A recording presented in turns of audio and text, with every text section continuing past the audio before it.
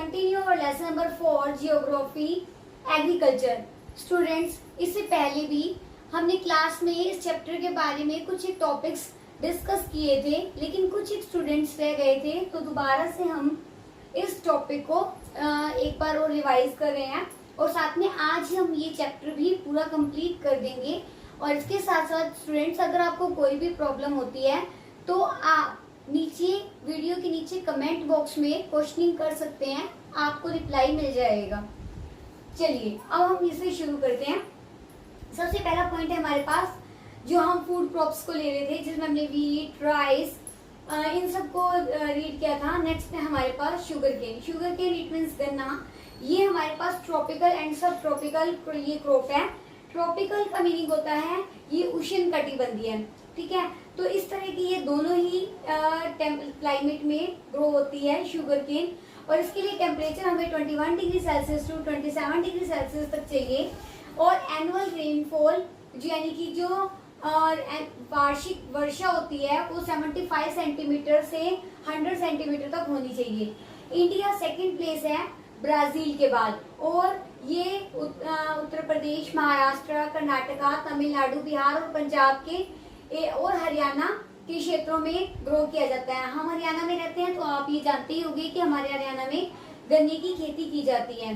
Next है हमारे पास oil seed. Oil seeds में हम उन सब चीजों को लेते हैं, उन सब प्रोडक्ट्स को लेते हैं जो जिनसे हमें ऑयल मिलता है, जैसे ग्राउंड नट्स, इट मीन्स मूंगफली, सीसम या नीम, तिल, ये सब चीजें जो हैं जिनसे हमें, सनफ्लावर, इन सब से हमें ऑयल मिलता है।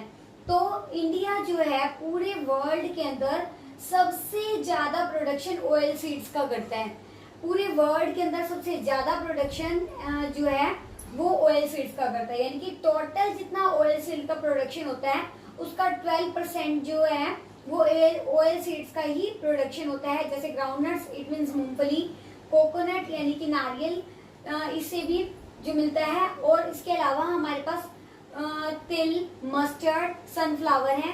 और इंडिया के अंदर जो मस्टर्ड है, जो ग्राउंडनट है यानी कि मूंगफली जो है वो सबसे ज्यादा ग्रो की जाती है, और आंध्र प्रदेश में सबसे ज्यादा ग्रो की जाती है। इसके बाद तमिलनाडु, कर्नाटका, इन सब में ग्रो की जाती है।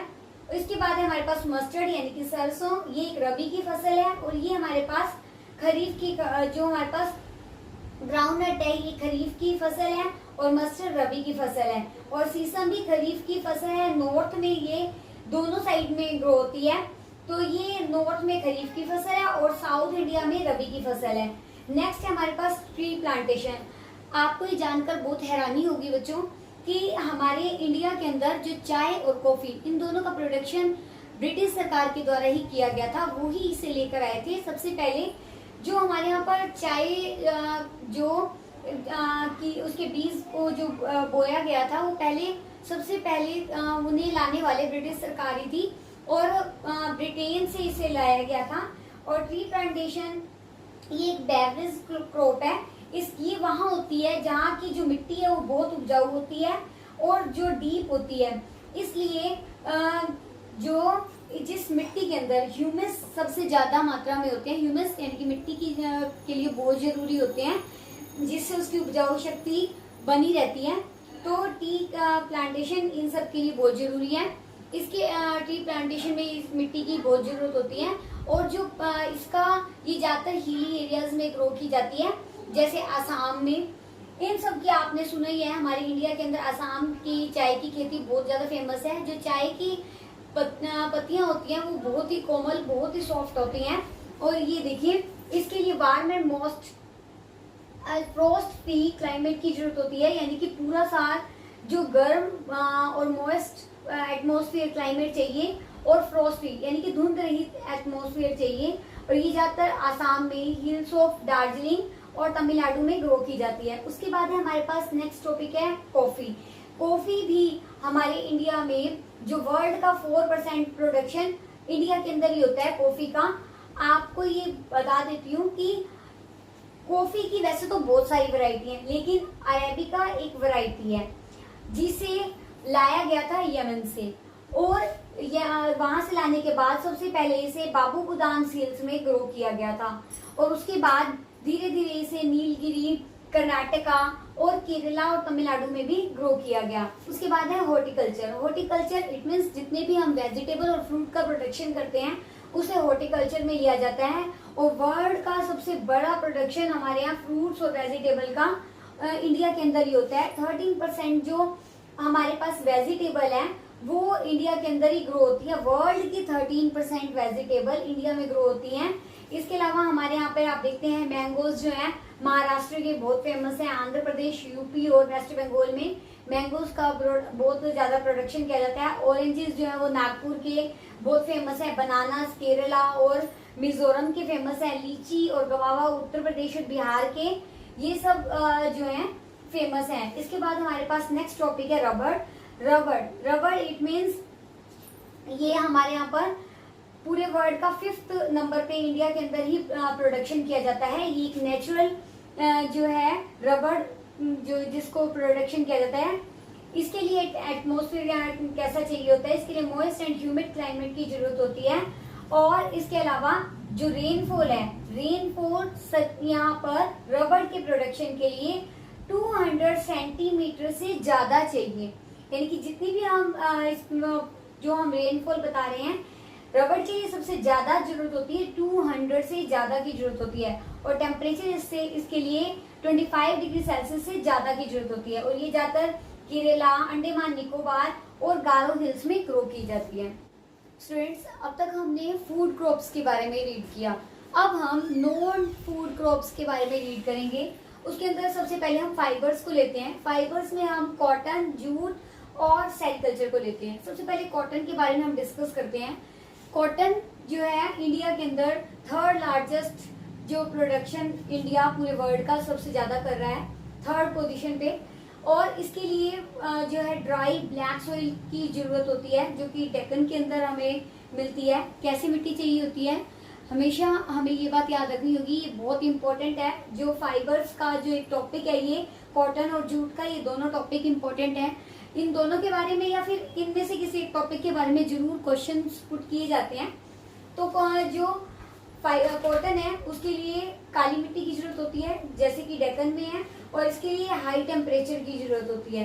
कि टेम्परेचर कैसा होना चाहिए, हाई होना चाहिए। और रेन कैसी होनी चाहिए, बिल्कुल लाइट होनी चाहिए। और सबसे जरूरी बात 210 फ्रोस्ट फ्री डेज होने चाहिए। यानी कि कपास की खेती के लिए सबसे जरूरी है कि 210 दिन बिना किसी फ्रोस्ट के होने चाहिए। और ये ज्यादातर महाराष्ट्र, गुजरात, मध्य प्रदेश, कर्नाटका में पाई जाती है। अगर हमें इसे याद करने में प्रॉब्लम हो तो हम इस तरह से भी याद कर सकते हैं कि सबसे पहली जो कॉटन मिल है वो महाराष्ट्र या मुंबई में स्थापित की गई थी, क्योंकि वहां के आसपास के एरिया में कॉटन बहुत अच्छे से ग्रो हो जाती है। तो ये हमने पहले भी 8th क्लास से हम रीड करते आ रहे हैं, तो आपको ये टॉपिक तो माइंड में होगा। वहां से आप ये अच्छी तरह से इसके जो स्टेट्स है वो लर्न कर सकते हैं। नेक्स्ट हमारे पास है जूट।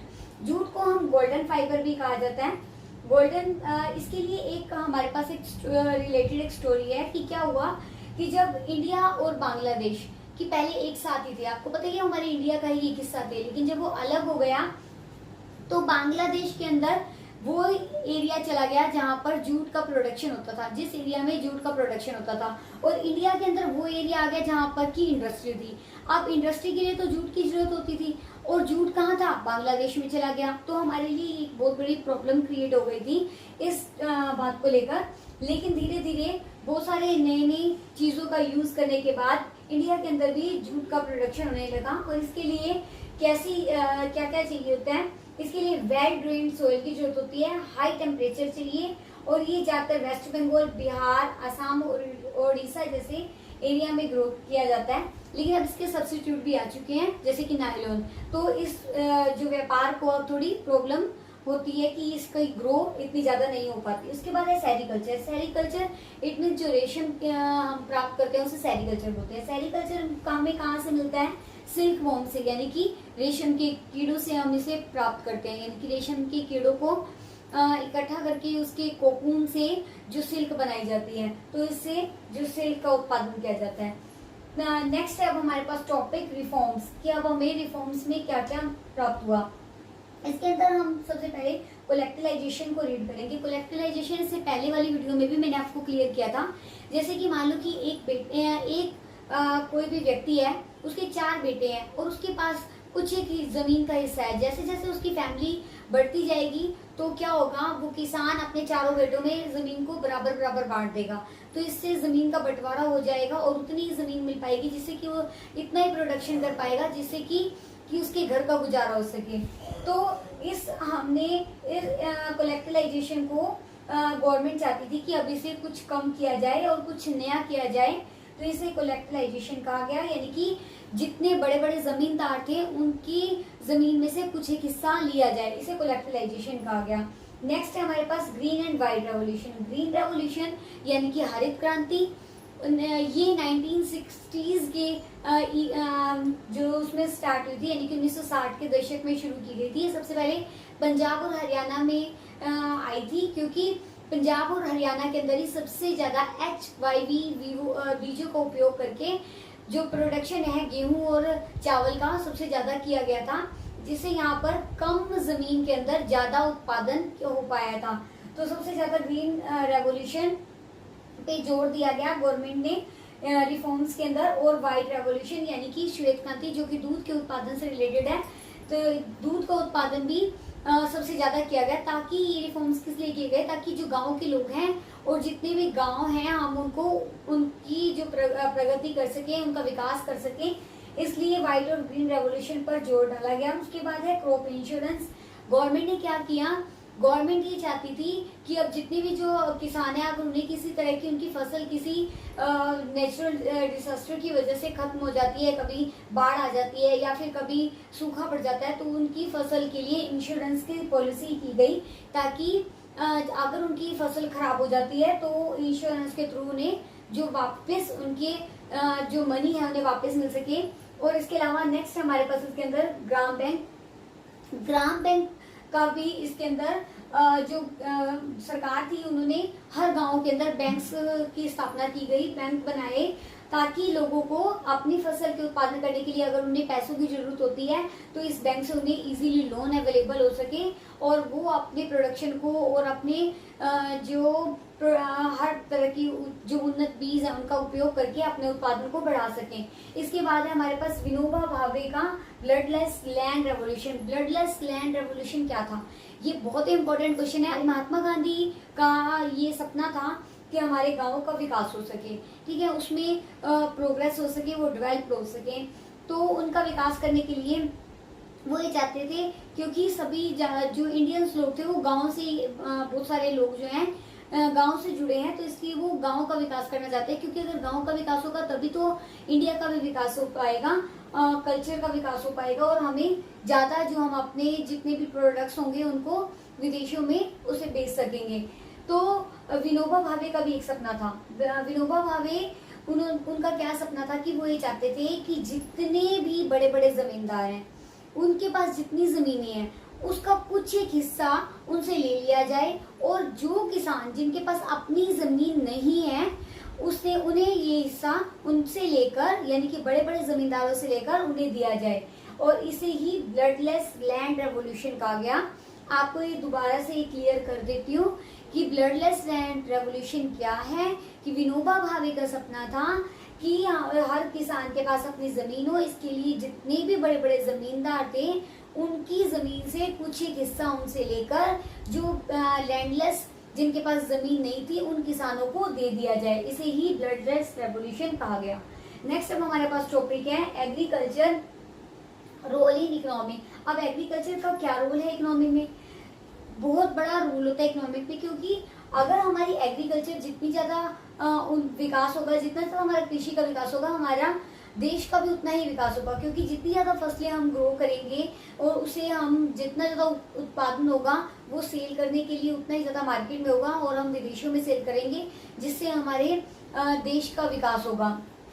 लेकिन share in GDP decline since 1951, लेकिन जो इसका प्रोडक्शन है वो कहीं ना कहीं जो जीडीपी यानी कि ग्रोस डोमेस्टिक प्रोडक्ट थे उसमें 1951 से ये लगभग कम होती जा रही थी। इसे ऊपर उठाने के लिए सरकार ने बहुत सारे कदम उठाए। उन्होंने ICAR की स्थापना की। It means Indians council of agriculture and research, इसकी स्थापना की ताकि जो है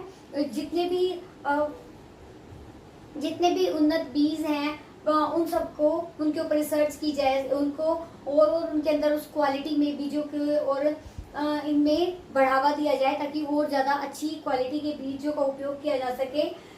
और मेडिकल कॉलेज ओपन किए गए, स्कूल्स ओपन किए गए ताकि जो बच्चे हैं उन्हें एग्रीकल्चर से वो जुड़ सकें और उन्हें जो हमारी कृषि से जो रिलेटेड जितनी भी नॉलेज है वो मिल सके। और इसके अलावा जो ऑर्गेनिक खेती को भी प्रेफरेंस दिया गया। ऑर्गेनिक खेती आजकल भी बहुत ज़्यादा पॉपुलर है, आप लोग घरों पे भी ऑर्गेनिक खेती कर रहे हैं, तो ऑर्गेनिक खेती पे भी बढ़ावा दिया गया। वेजिटेबल और फ्रूट्स में बढ़ावा दिया गया ताकि जितनी ज़्यादा वेजिटेबल और फ्रूट्स ग्रो होंगे उतना ही ज़्यादा देश का विकास होगा। इसके बाद नेक्स्ट है हमारे पास जो फूड सिक्योरिटी। फूड सिक्योरिटी से हम क्या समझते हैं? फूड सिक्योरिटी यानी कि अब इंडियंस लोग ये चाहते थे और सरकार भी ये चाहती थी कि लोगों को फूड की सिक्योरिटी मिल सके। फूड की सिक्योरिटी यानी कि अगर कभी भी कोई भी प्रॉब्लम आती है तो हमारे पास फूड की सिक्योरिटी होनी चाहिए कि अगर कितने भी साल तक कि हमारे पास अगर इतना उत्पादन होना चाहिए, इतना सिक्योर होना चाहिए हमारे पास प्रोडक्शन कि अगर कहीं पे भी कोई डिजास्टर होता है तो हम उस फूड का प्रोडक्शन कर सकते हैं। Now our chapter is completed. Thank you.